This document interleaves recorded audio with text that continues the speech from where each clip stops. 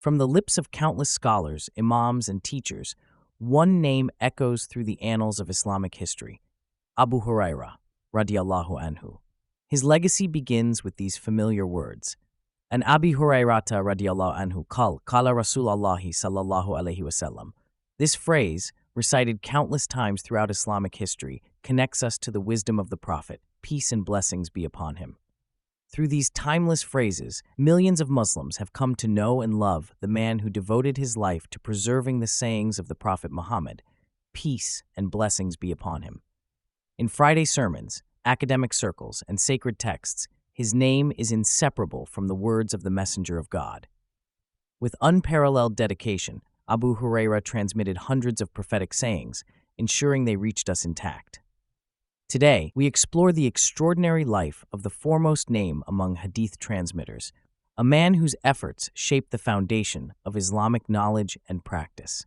Welcome to our deep dive today. We're going to be talking about a really prominent figure in Islamic history, Abu Hurayrah. Yes. He was known for his close companionship with the Prophet Muhammad, may the peace and blessings of Allah be upon him, and his role in preserving his teachings. Absolutely. And, before we get into all the amazing things that he did, maybe we can start by understanding him a little bit better as a person. Okay. I think even his name, right? Abu Hurayrah, meaning the kitten man, gives us a glimpse into his character. So let's unpack this a bit. Yeah. I've heard that this nickname stems from his fondness for cats.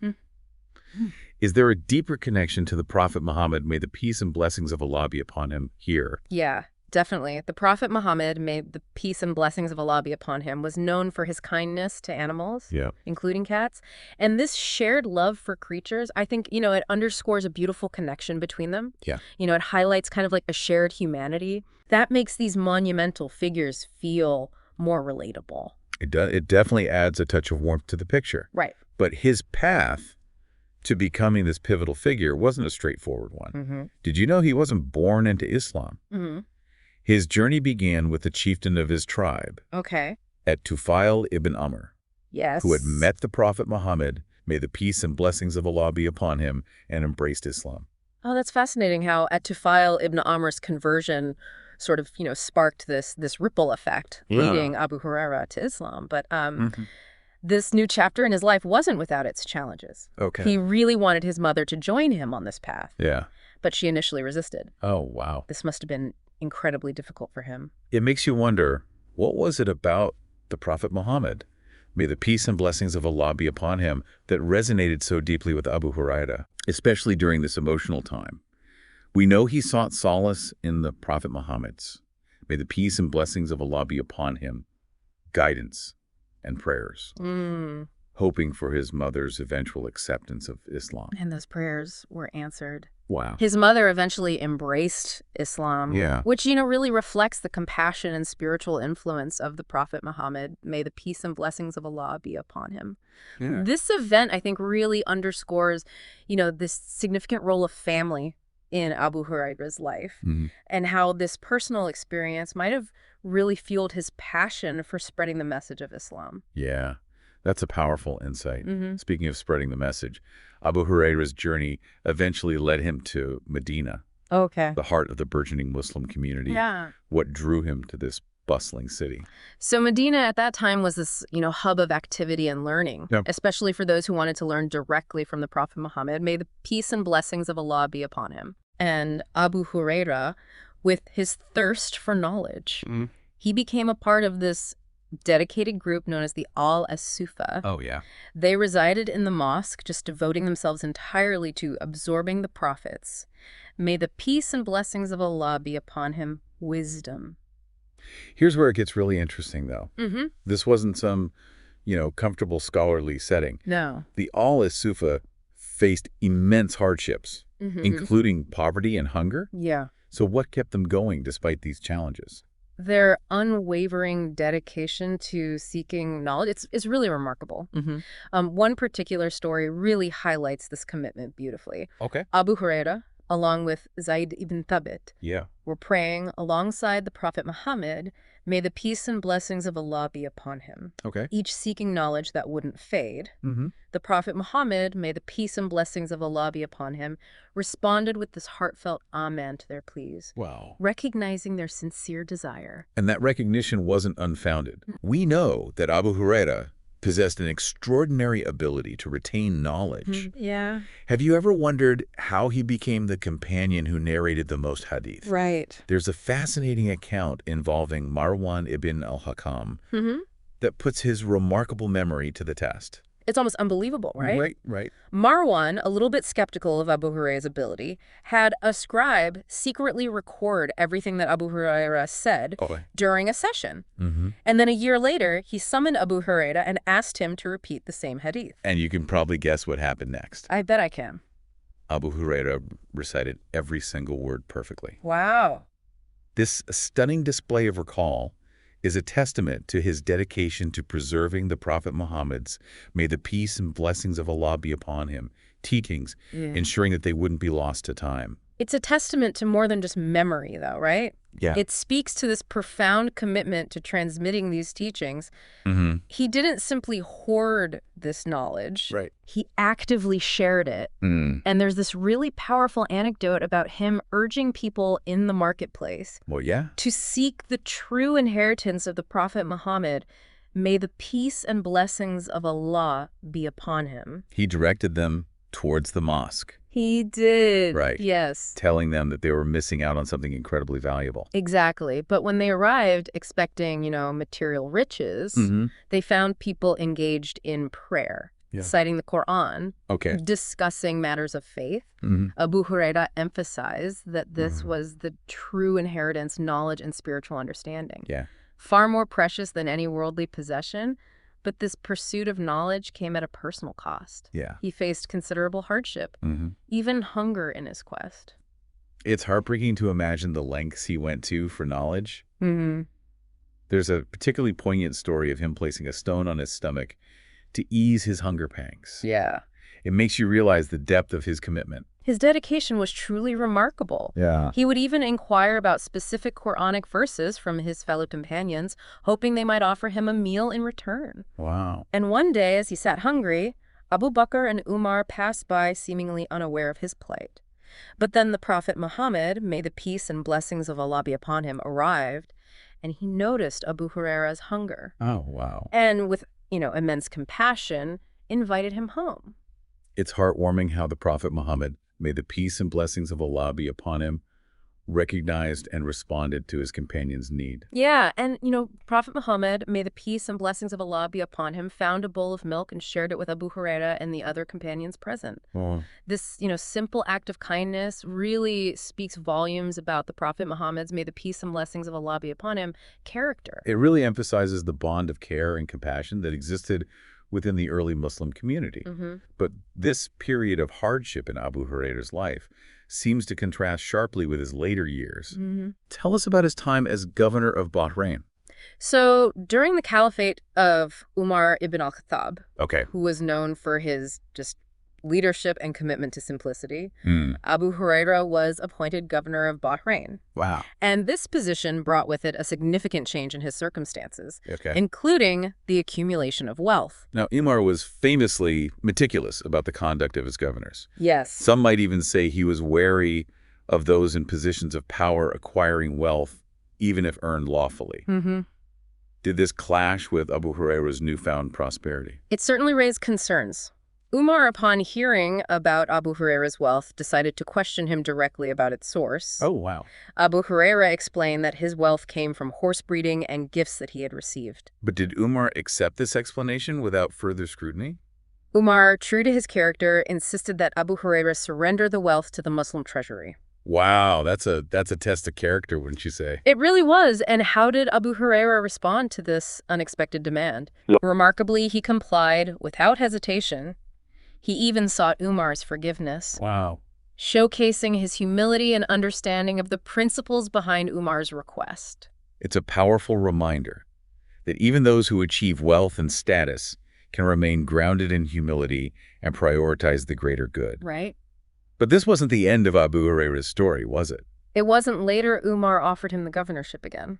Now that's interesting. After experiencing the challenges of managing wealth and navigating Umar's scrutiny, you'd think he might hesitate. Yeah, but surprisingly, he declined. Wow. He expressed concerns about his reputation, Okay. the potential loss of wealth, and even the possibility of punishment, Mm-hmm. revealing a very deep-seated fear of misjudging and straying from the path of righteousness. This decision speaks volumes about his character, doesn't it? It shows that his priorities weren't rooted in material gain or political power, but in preserving his integrity and staying true to his faith. Precisely, it reinforces the idea that his life was a testament to devotion and piety, values that he instilled in his family as well. Oh, wow. There's a beautiful saying that no hour passed in his house without prayer and the remembrance of God. This level of dedication to faith is truly inspiring. Was this a practice that he instilled in his family from the start? Absolutely. His family was known for their commitment to spiritual practices. Okay. They would even divide the night into 3 parts, Wow. each taking turns to engage in qiyam al-layl, or night prayers. So even during the night, there was a continuous cycle of devotion in his household. This paints a vivid picture of a life deeply intertwined with faith. Right. But let's not forget the significant role his mother played in his life. We know he yearned for her conversion to Islam Yeah. and was overjoyed when she finally embraced the faith. Right. Did this impact his interactions with her later in life? His devotion to his mother was truly heartwarming. He treated her with unwavering kindness and respect. It's said that whenever he left home, he would stand at her door, bidding her farewell with peace and blessings, and she would respond in kind. Every single day, what would Abu Hurayrah do? Every time he would leave his house, وَقَفَ عَلَى بَابِهَا. He would go and he would stand at his mother's door. And he said, السلام عليك يا أمتا ورحمة الله وبركاته. So he gives salam, oh my dear mother, and the mercy of Allah and His blessings. And she would say, وَعَلَيْكَ السَّلَامُ يَا بُنَيْ وَرَحْمَةُ اللَّهِ وَبَرَكَاتُهُ. She'd give back salam. And he would say, may Allah have mercy on you as you raised me when I was young. And may Allah have mercy on you, O my dear son, as you have shown me nothing but righteousness in my old age. ثُمَّ إِذَا أَرَادَ أَنْ يَدْخُلْ صَنَعَ مِثْلَهُ. And when he would come back home, he'd go do the same thing. So he wouldn't leave his house or come back home except that he'd stand in front of his door and greet his mother and make dua for her, and she would greet him and make dua for him as well. وَقَضَى رَبُّكَ أَلَّا تَعْبُدُوا إِلَّا إِيَّاهُ وَبِالْوَالِدَيْنِ إِحْسَانًا إِمَّا يَبْلُغَنَّ عِندَكَ الْكِبَرَ أَحَدُهُمَا أَوْ كِلَاهُمَا فَلَا تَقُل لَّهُمَا أُفٍّ وَلَا تَنْهَرْهُمَا وَقُل لَّهُمَا قَوْلًا كَرِيمًا واخفض لهما جناح الذل من الرحمة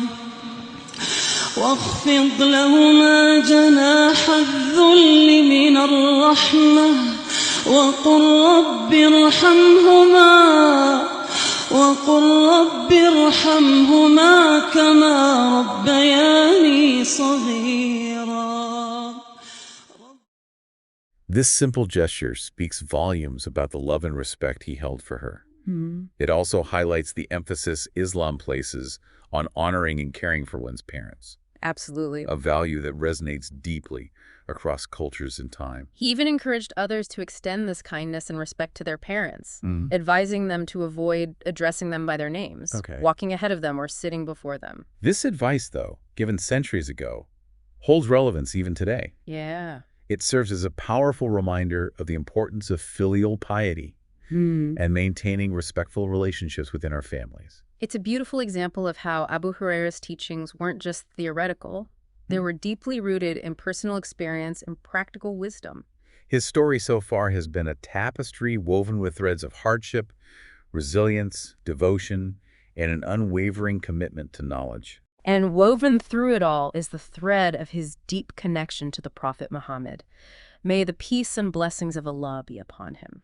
That connection, as we've seen, played a crucial role in shaping Abu Hurayrah's life. From his conversion to his dedication to preserving and transmitting the Prophet, May the peace and blessings of Allah be upon him. Teachings. His story is a testament to the transformative power of faith and mentorship. Yeah.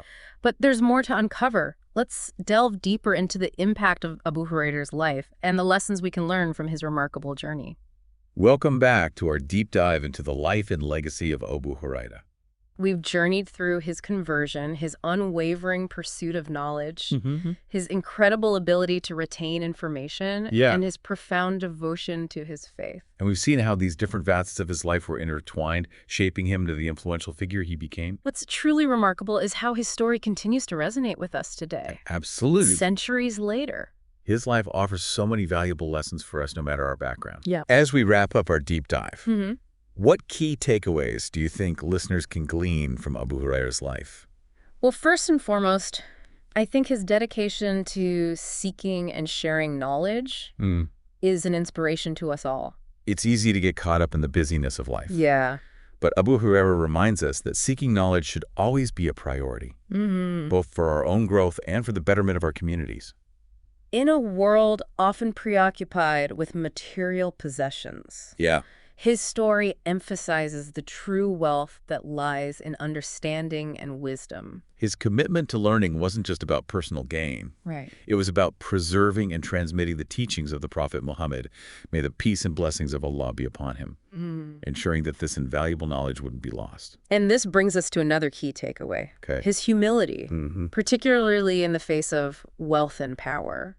When Umar challenged him about his wealth, Abu Hurayrah didn't hesitate to surrender it, demonstrating his understanding of the responsibilities that come with leadership. It's a stark contrast to what we often witness today, where those in positions of power might cling to wealth and privilege. Yeah, Abu Hurayrah's example teaches us that true leadership is about serving others and prioritizing the well-being of the community above personal gain. And of course, we can't forget his unwavering devotion to his faith.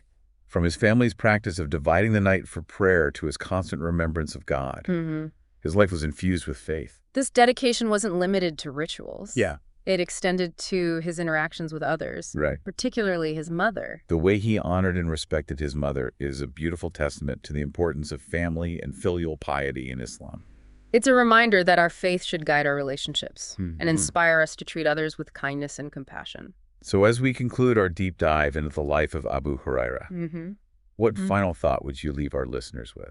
I would say that Abu Hurayrah's legacy is a testament to the enduring power of faith, knowledge, and humility. He was a man who faced challenges with resilience, embraced opportunities with grace, and lived a life dedicated to serving God and humanity. His story inspires us to cultivate these qualities within ourselves, to strive for excellence in all that we do, and to leave a positive impact on the world around us.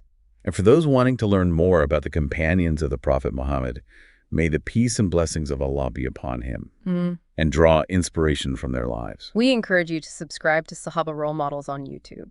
Until our next deep dive, keep seeking knowledge, keep striving for excellence, and may your lives be filled with purpose and meaning. طلع البدر علينا من ثنيات الوداع وجب الشكر علينا ما دعا لله داع أيها المبعوث فينا جئت بالأمر المطاع جئت شرفت المدينة مرحبا يا خير داع ما شاء الله we did it الحمد لله ما بارك الله فيكم